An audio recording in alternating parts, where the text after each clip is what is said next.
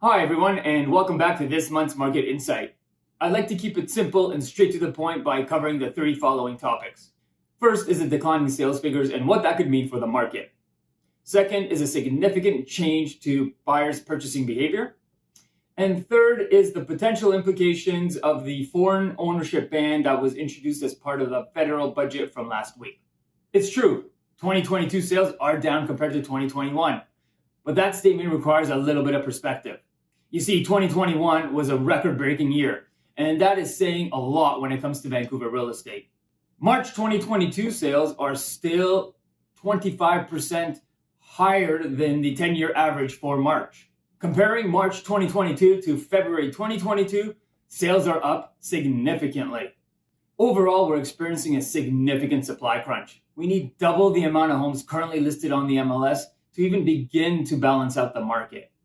Point being, sales are significantly outpacing listings.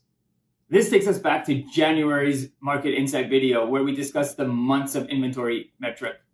At that time, we had 1.9 months of inventory in the market. We are actually down now to 1.5 months of inventory.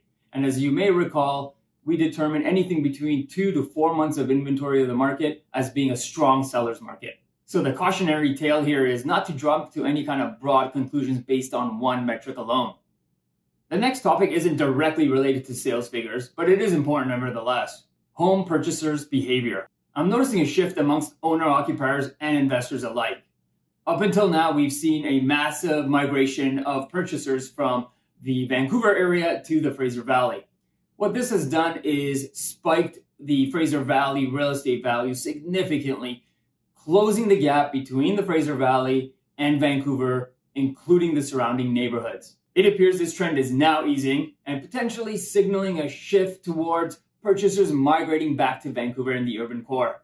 Areas such as Chilliwack, Abbotsford, Maple Ridge, Langley, and even Surrey are now starting to see dampened activity and a slight increase in listings, which is starting to put a damper on the frenzy in those markets. Now, north of the Fraser, we are noticing that demand and activity both are still remaining quite strong, especially when you look at Vancouver's single-family detached market. Even at our multifamily developments that we represent, we're noticing an influx of investors that had migrated to the Fraser Valley coming back to Vancouver. Point being, the recent change to buyers' home purchasing behavior is causing noticeable differences in submarkets.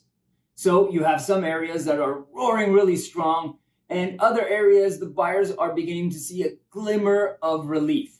Lastly is the big headline from last week, which is the proposed 2-year ban on foreign ownership of residential real estate in Canada. Now, I know this is a really significant announcement, but I would warn against thinking that this is the potential beginning of the end when it comes to our strong real estate market. I know this might be a bold statement, but I don't believe any of these lending or government policies are really long-term solutions because they don't actually address the root cause of our housing supply crunch.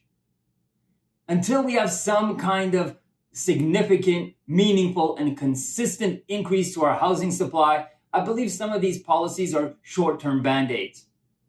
If we ban foreign ownership, and this makes up only 3% of the market, are we really increasing supply for Canadians?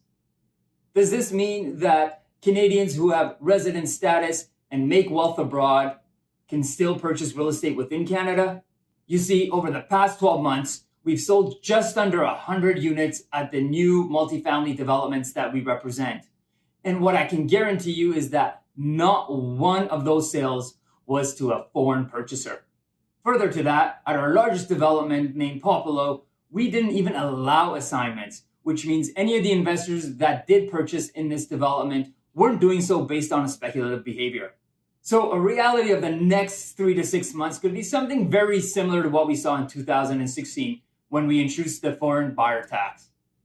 At the very beginning, it was the topic of every major headline, the topic of every conversation at all the real estate offices. But I can tell you this, relatively speaking, the market adapted extremely quickly.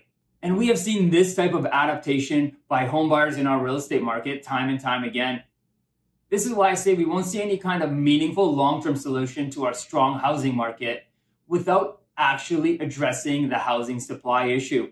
Until that takes place, we are simply hoping to sway the lifestyle and psychology of homebuyers, which we know has not been an effective long-term solution to date. I appreciate you tuning in. Until next time.